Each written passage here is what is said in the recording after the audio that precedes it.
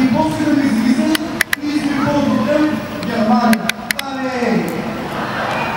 Стигалете народ, не е хора, ви са смехте, ма той е така, вижте го, този човек.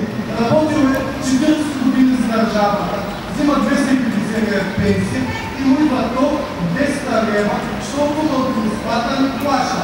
И той го направи, да момент. Все пак те са преди държавата, взимайте малко деца.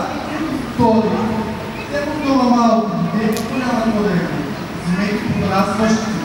Те са нормални. Ма така е, значи, тази държава, на ценностна система, не може и добити да си някакви на пилотите и мутри и всяка не става. Не става така. Не става. Значи това, което искам да кажа, само, че всички заедно може. И не може става. Обаче заедно може. И трябва да направим това заради нас. Трябва да го направим за всеки, за нашите близки, за нашите деца, за България. Защото тук може да живее най-добре целия свят. И не всичко.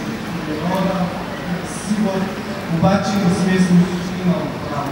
Искам да кажа само, обичам родината, обаче мразя родския си народ.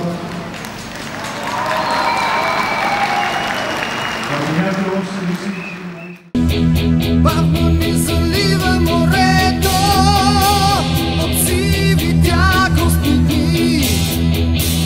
Умът не слуша, сърце